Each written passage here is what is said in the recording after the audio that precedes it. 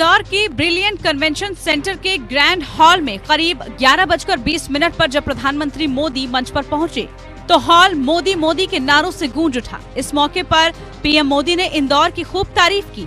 उन्होंने कहा कि इंदौर दुनिया में लाजवाब है। लोग कहते हैं कि इंदौर एक शहर है, लेकिन मैं कहता हूं कि इंदौर एक दौर है जो समय से आगे चलता है।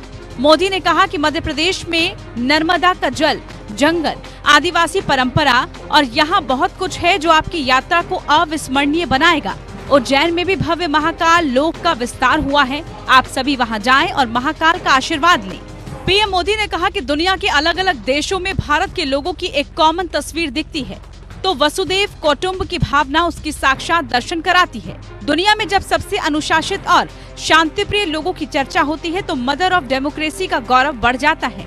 जब विश्व हमारा आकलन करता है तो सशक्त और समर्थ भारत की आवाज सुनाई देती है। इसलिए मैं सभी प्रवासी भारतीयों को विदेशी धरती पर भारत का राष्ट्रदूत यानी ब्रांड एम्बेसडर कहता हूँ।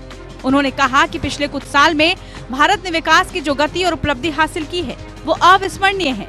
जब कैशलेस ट्रांजैक्शन की बात होती है तो दुनिया के 40% ट्रांजैक्शन भारत में होते हैं। भारत 1 मिनट में 100 सैटेलाइट लॉन्च करने का रिकॉर्ड बना रहा है। हमारी ताकत दुनिया देख रही है। ये दमखम भारत से जुड़े हर व्यक्ति का सीना चौड़ा कर देता है। भारत की ताकत आने वाले दिनों में और ज्यादा बढ़ने वाली है। भारत को लेकर क्यूरियोसिटी भी बढ़ेगी। ऐसे में भारत से बाहर रहने वाले भारतीयों की जिम्मेदारी और बढ़ जाती है। और ये प्रवासी भारतीय सम्मेलन मध्य प्रदेश की उस धरती पर हो रहा है जिसे देश का हृदय क्षेत्र कहा जाता है।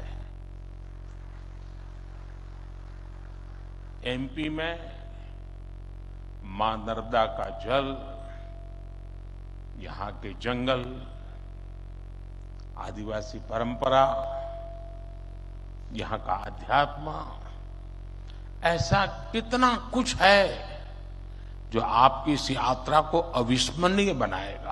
भारत के बारे में बताने का मौका है। ये दुनिया के लिए भारत के अनुभवों से सीखने का, पुराने अनुभवों से आगे की दिशा तय करने का मौका है। हमें G20 को केवल डिप्लोमेटिक आयोजन नहीं बल्कि जन भागीदारी का आयोजन बनाना है। इसलिए भारत में देश अतिथि देवो भव की जनभावना का दर्शन करेंगे।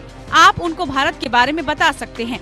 कोरोना महामारी के बीच कुछ महीनों में ही भारत अपनी वैक्सीन बनाता है। 220 करोड़ डोज फ्री लगाने का रिकॉर्ड बनाता है। वैश्विक अस्थिरता के बीच भारत उभरती हुई इकोनॉमी बनता है। भारत टॉप 5 इकोनॉमी में शामिल होता है। भारत दुनिया का तीसरा सबसे बड़ा स्टार्टअप इकोसिस्टम बनता है। मोबाइल मैन्युफैक्चरिंग, इलेक्ट्रॉनिक मैन्युफैक्चरिंग के क्षेत्र में मेक इन इंडिया का डंका बजता है। जब भारत अपने दम पर तेजस फाइटर प्लेन, INS विक्रांत और अरिहंत जैसे न्यूक्लियर सबमरीन बनाता है तो दुनिया जानना चाहती है कि भारत क्या कर रहा है, कैसे कर रहा है।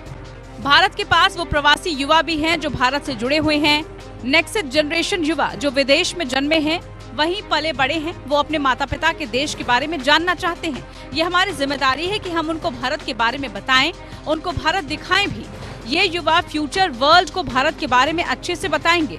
जितनी युवाओं में जिज्ञासा बढ़ेगी उतना ही पर्यटन बढ़ेगा, रिसर्च बढ़ेगी। युवा भारत के पर्वों के दौरान, मेलों के दौरान भी आ सकते हैं। आज भारत का ये वादा है, आप दुनिया में कहीं भी रहेंगे, देश आपके हित में आपके साथ रहेगा।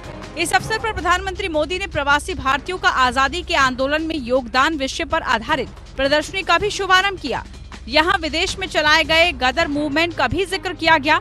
प्रदर्शन में 3D तकनीक से बनाए एक ऐसे सिस्टम को लगाया गया जिससे 20 सेकंड में आपको पता लगेगा कि आपका चेहरा देश के किस वीर सपूत से मिलता है। स्वामी विवेकानंद के अलावा महात्मा गांधी का भी रोचक तरीके से जीवन वृत्तांत बताया गया। जबकि मध्य प्रदेश के मुख्यमंत्री शिवराज सिंह चौहान ने कहा कि प्रधानमंत्री के एक एक मंत्र को मध्य प्रदेश ने साकार करने की कोशिश की है। आज भारत दुनिया को शांति और प्रेम का संदेश दे रहा है। Bureau report, APN news.